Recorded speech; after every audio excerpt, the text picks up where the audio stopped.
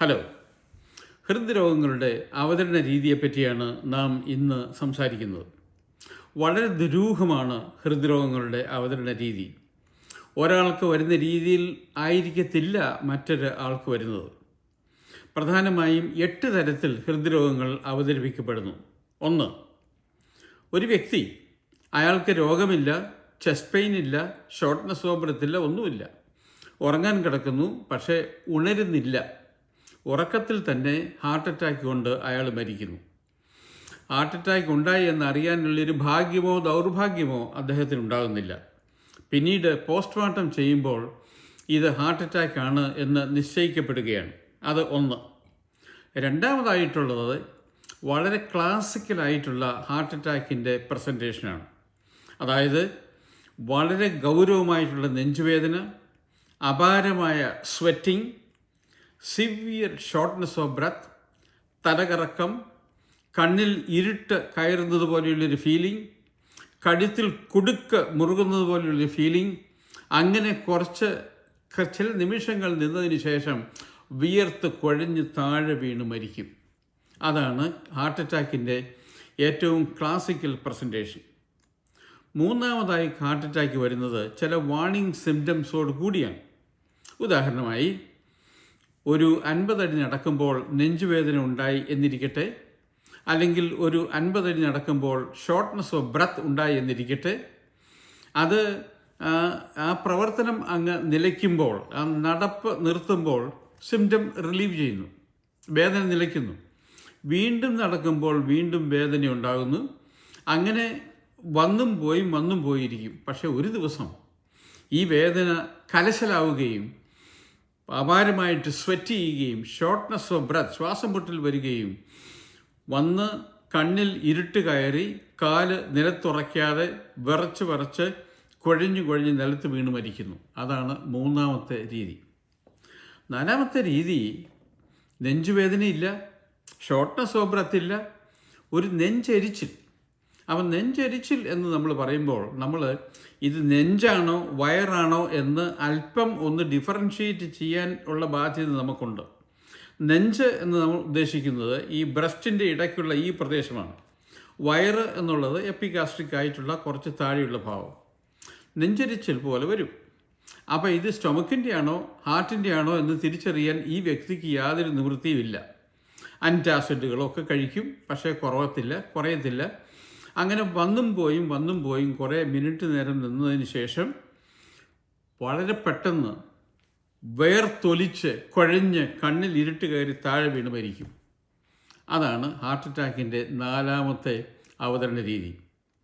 ഇനി 5ാമത്തെ അവതരണ രീതി, ചെസ്റ്റ് പെയിൻ ഇല്ല, ഷോർട്ട്നെസ് ഓഫ് ബ്രെത്ത് ഇല്ല, ഒന്നുമില്ല.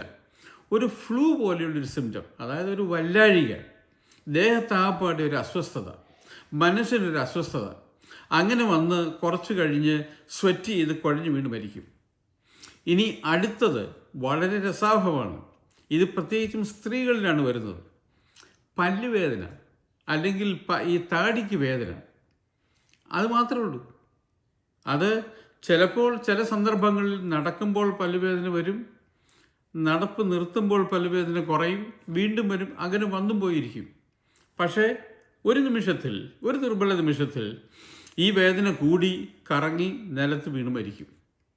പിന്നെ മറ്റൊന്ന്, ഇതും സ്ത്രീകളിലാണ്. നടക്കുമ്പോൾ നമ്മുടെ പുറത്ത് ഈ ഷോൾഡർ ബ്ലേഡ്സിന് നടുക്ക്, അതായത് ഷോൾഡർ ബ്ലേഡ്സിൻ്റെ സ്കാൽപ്പിലേക്ക് നടുക്ക് ഒരു കടുകടുപ്പ്, അത് കൂടി തലകറങ്ങി നിലത്ത് വീണ് മരിക്കും. പിന്നെ വേറൊരു രസാവഹകരമായ മറ്റൊരു പ്രസൻറ്റേഷനുണ്ട്. അതായത് ഹൃദയം പൊട്ടുക എന്നാണ് അതിനെപ്പറ്റി പറയുന്നത്. ഹൃദയം പൊട്ടുന്നില്ല എങ്കിലും അതിൻ്റെ വാക്യാർത്ഥത്തിലല്ല, വ്യംഗ്യാർത്ഥത്തിൽ ഹൃദയം തകർന്ന് പൊട്ടി മരിക്കുന്നു എന്ന് പറയുന്നതിന് തത്തുല്യമായിട്ടുള്ള ഒരു ടേമാണ് ബ്രോക്കൺ ഹാർട്ട് സിൻഡ്രോം. ഇവിടെ ഒരു വളരെ തീവ്രമായിട്ടുള്ള ഒരു ന്യൂസ് കേൾക്കുന്ന ഒരു വ്യക്തിക്ക് വളരെ പെട്ടെന്ന് തന്നെ ഒരു സിവിയർ നെർവസ് റിയാക്ഷൻ ഉണ്ടായി നിലത്ത് വീണ് കറങ്ങി മരിക്കും. ഉദാഹരണമായിട്ട്, പട്ടാളത്തിൽ പോയിട്ടുള്ള ഭർത്താവിൻ്റെ മരണവാർത്ത അറിയുന്ന ഒരു ഭാര്യ വളരെ പെട്ടെന്ന് തന്നെ വിജൃംഭിതയാവുകയും പ്രഷർ വരികയും ചെയ്ത് തലകറങ്ങി നിലത്ത് വീണ് മരിക്കും. സംഭവിക്കുന്നത് എന്താണെന്ന് ചോദിച്ചു കഴിഞ്ഞാൽ, ഈ സ്ട്രെസ്, ഈ ഭർത്താവ് മരിച്ചു എന്നുള്ള വാർത്തയുടെ ആ സ്ട്രെസ് ഈ സ്ത്രീയിൽ ഉണ്ടാക്കുന്ന അപാരമായ വൈകാരിക വിഭ്രാന്തികൾ, അങ്ങനെ ശരീരത്തിലെ സ്ട്രെസ് ഹോർമോൺസ്, അതായത് കോർട്ടിസോൾ, എപ്പിനെഫ്രിൻ, നോറെപ്പിനെഫ്രിൻ, ഇതെല്ലാം വളരെ പെട്ടെന്ന് തന്നെ റിലീസ് ചെയ്യുന്നു. ഇതെല്ലാം ബേസോ കൺസ്ട്രിക്ടർ ഹോർമോൺസാണ്, അതായത് രക്തധമനികളെ ചുരുക്കും.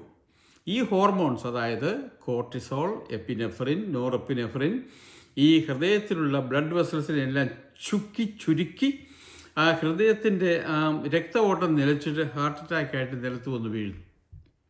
ഇങ്ങനെ 8 തരത്തിലാണ് ഹൃദ്രോഗം സാധാരണ ഉണ്ടാവുക. ഇത് വളരെ സങ്കീർണമായതുകൊണ്ട് എനിക്ക് ഏത് തരത്തിലാണ് വരാൻ പോകുന്നതെന്ന് കണ്ടുപിടിക്കാൻ യാതൊരു നിവൃത്തിയില്ല. അതുകൊണ്ട് നിങ്ങൾക്ക് ചെയ്യേണ്ടത് ഇതാണ്. നിങ്ങൾക്കൊരു ഹൃദയമുണ്ടെങ്കിൽ ഒരു ഹാർട്ട് അറ്റാക്ക് വരാൻ സാധ്യതയുണ്ട് എന്ന് നിങ്ങൾ മനസ്സിലാക്കിയിരിക്കണം. ഇതിൽ നിന്നും ആരും ഇമ്മ്യൂൺ അല്ല. If you have A heart, you can get A heart attack. 2, പ്രായം കൂടുന്തോറും ഹാർട്ട് അറ്റാക്കിനുള്ള സാധ്യതകൾ കൂടി വരും. 20-നുള്ള സാധ്യതയല്ല 70-ലുള്ളത്. 3, ഹൈ ബ്ലഡ് പ്രഷർ ഉണ്ടെങ്കിൽ ഹാർട്ട് അറ്റാക്കിനുള്ള സാധ്യത വീണ്ടും കൂടും. 4, ഡയബറ്റീസ് ഉണ്ടെങ്കിൽ അതിൻ്റെ സാധ്യത വീണ്ടും കൂടും. 5, സിഗരറ്റ് സ്മോക്കിംഗ് ഉണ്ടെങ്കിൽ അതിൻ്റെ സാധ്യത വീണ്ടും കൂടും. 6, ഹൈ കൊളസ്ട്രോൾ ഉണ്ടെങ്കിൽ അതിൻ്റെ സാധ്യത വീണ്ടും കൂടും. 7, അബ്ഡോമിനൽ ഒബീസിറ്റി, അതായത് ആപ്പിൾ ബെല്ലി പോലെയുള്ള വയറുണ്ടെങ്കിൽ ഹാർട്ട് അറ്റാക്കിൻ്റെ സാധ്യത വീണ്ടും കൂടും. 8, നമ്മൾ എക്സർസൈസ് ചെയ്യാത്ത ഒരു കക്ഷിയാണെങ്കിൽ ഹാർട്ട് അറ്റാക്കിൻ്റെ സാധ്യത അതിലും കൂടും. 9, നമ്മൾ വെജിറ്റബിൾ കഴിക്കാത്ത ഒരു കക്ഷിയാണെങ്കിൽ ഹാർട്ട് അറ്റാക്കിനുള്ള സാധ്യത അതിലും കൂടും. അങ്ങനെ പല തരത്തിൽ നമ്മുടെ സാധ്യതകൾ ഒന്നിനു മുകളിൽ ഒന്നായി കൂടി വരും. ചുരുക്കി പറഞ്ഞാൽ, ഞാൻ ഈ പറഞ്ഞതിൽ ഏതെങ്കിലും 5 ഫാക്ടേഴ്സ്, 5 കാർഡിയാക് റിസ്ക് ഫാക്ടേഴ്സ് ഉണ്ടെങ്കിൽ ആ വ്യക്തിക്ക് 55-ാമത്തെ വയസ്സിൽ ഹാർട്ട് അറ്റാക്കിന് വരാനുള്ള സാധ്യത 50%. 50% chance of getting A heart attack when he is 55 years old. അങ്ങനെ വന്നാൽ 50% അയാൾ മരിച്ചിരിക്കും 30 ദിവസത്തിനോ. അപ്പോൾ ഇത്രയ്ക്ക് രൂക്ഷമായിട്ടുള്ള ഒരു രോഗമാണ് ഹാർട്ട് അറ്റാക്ക്. അപ്പോൾ ഈ വിവിധ തരത്തിലുള്ള പ്രസൻറ്റേഷൻ നമ്മൾ മനസ്സിലാക്കിയിരിക്കണം. ഇത് ഏതാണ് നമുക്ക് വരുന്നത്, ഏതാണ് നമുക്ക് വിധിച്ചിട്ടുള്ളത് എന്നറിയാൻ നമുക്ക് നിവൃത്തിയില്ല. അതുകൊണ്ട് ഇത് വരാൻ എനിക്കും സാധിക്കും എന്ന് നമ്മൾ കണ്ടുകൊണ്ട്, പ്രീഎംപ്റ്റീവായിട്ട് മുൻകൂട്ടി കണ്ടുകൊണ്ട് അതിനുള്ള ടെസ്റ്റുകൾ ചെയ്യണം. ഞാൻ മുമ്പേ പറഞ്ഞ കാർഡിയാക് റിസ്ക് ഫാക്ടേഴ്സ് നിങ്ങൾ ഒന്നുകൂടെ ഈ വീഡിയോ ടേപ്പ് ഒന്നുകൂടെ കണ്ട് പഠിക്കുക. അതിനുശേഷം ഒരു 40 വയസ്സാകുമ്പോഴെങ്കിലും ഒരു എക്സർസൈസ് ടെസ്റ്റ് അല്ലെങ്കിൽ ഒരു ന്യൂക്ലിയർ സ്കാൻ ഒരു കാർഡിയോളജിസ്റ്റിൻ്റെ അടുത്ത് പോയി ചെയ്യുക. കൊളസ്ട്രോൾ ഉണ്ടെങ്കിൽ അത് ചികിത്സിക്കുക. ഹൈ ബ്ലഡ് പ്രഷറോ ഡയബറ്റീസോ ഒക്കെ ഉണ്ടെങ്കിൽ അതുമൊക്കെ ചികിത്സിക്കുക.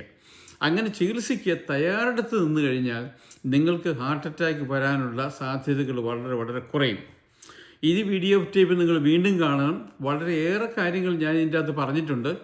അത് ഒരു പ്രാവശ്യം കണ്ടാൽ മനസ്സിലാക്കാൻ അല്പം പ്രയാസമുണ്ടായിരിക്കും. അതുകൊണ്ട് ഇത് വീണ്ടും കാണുക, ഇത് ഷെയർ ചെയ്യുക. Thank you.